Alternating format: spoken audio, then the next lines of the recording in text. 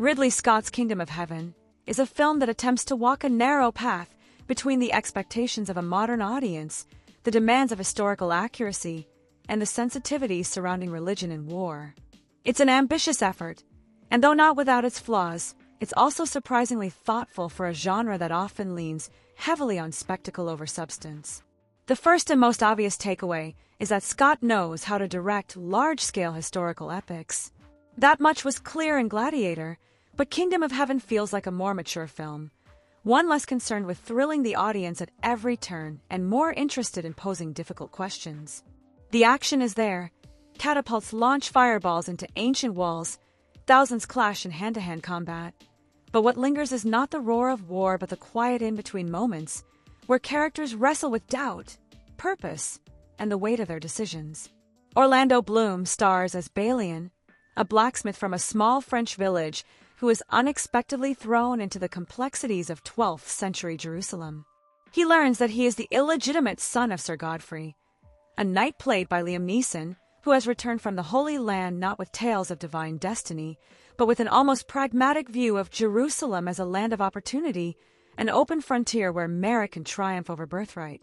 A man who in France has not a house is in the Holy Land the master of a city.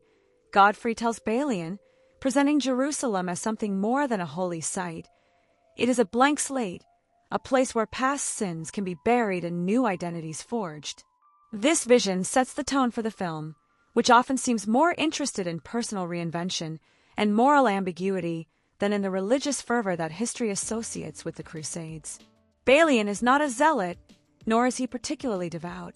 He is a man marked by loss, struggling to understand his place in a world where religion is often used as a pretext for violence and control. He doesn't go to Jerusalem to reclaim it for Christendom. He goes, in a sense, to escape. One of the more intriguing aspects of Kingdom of Heaven is how it sidesteps the simplistic dichotomy of Christian versus Muslim.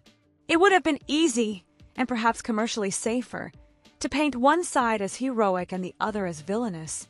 But Scott refuses to indulge in that sort of narrative. Instead, he populates his film with characters who defy easy categorization. King Baldwin IV, played with quiet dignity by Edward Norton behind a silver mask, is a leper who rules with wisdom and restraint.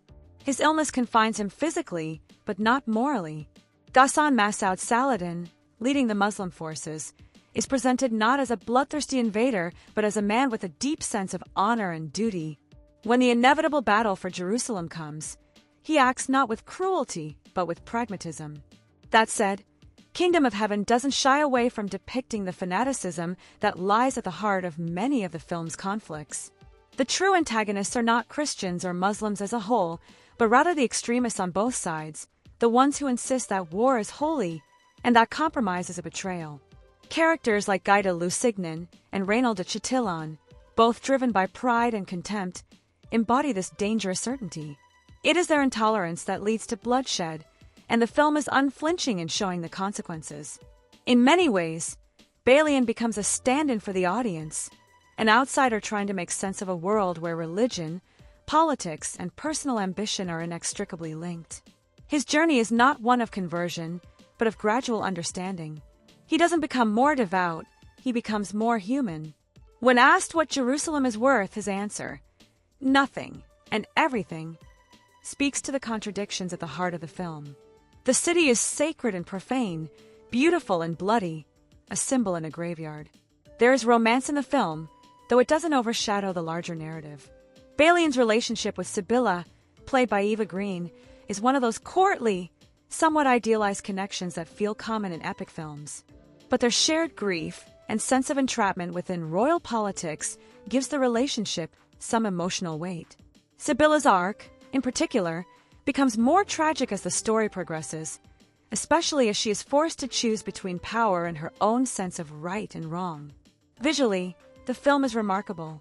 The production design by Arthur Max and cinematography by John Matheson bring 12th century Jerusalem to life with a vividness that avoids feeling artificial. A massive set was constructed to portray the city, and it shows. There's a weight and realism to the setting that CGI alone can't provide.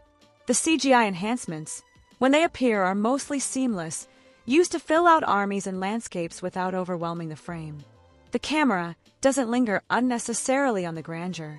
Instead, it often frames characters against vast, empty spaces, emphasizing their smallness in the face of history and fate. Yet, for all its achievements, Kingdom of Heaven is not a perfect film. The theatrical release, in particular, was widely criticized for its choppy editing and underdeveloped characters. A director's cut, released later, restored about 45 minutes of footage and was much more warmly received. It fleshed out characters like Sibylla and made the political tensions in Jerusalem more coherent. If you're going to watch this film, the director's cut is the way to go. It's a richer, more complete experience. And then there's the action. While competently executed and occasionally spectacular, it's hard to shake the feeling that we've seen it all before. Flaming projectiles, cavalry charges, sword duels. Scott stages them well, but they don't feel new. In fact, they sometimes feel obligatory, as if the film has to pause its more interesting conversations about morality and coexistence to deliver a quota of violence. One can appreciate the craftsmanship and still wish the film had more faith in its quieter moments. What sets Kingdom of Heaven apart is its moral perspective. It doesn't claim to offer easy answers. It doesn't portray its hero as flawless. Instead, it invites the viewer to reflect on how power, belief, and identity intersect. Balian's final speech before surrendering Jerusalem is one of the film's best scenes, not because it's rousing, but because it acknowledges the senselessness of so much bloodshed. "We fight over an offense we did not give," he says, against those who were not alive to be offended. It's a striking line, and one that feels uncomfortably relevant today. In the end, Kingdom of Heaven is not a film about victory or defeat. It's about choices, about what we fight for, and what we're willing to give up in the name of peace. Ridley Scott offers no triumphant conclusions, only the suggestion that history is often shaped not by the loudest voices, but by those who are willing to listen.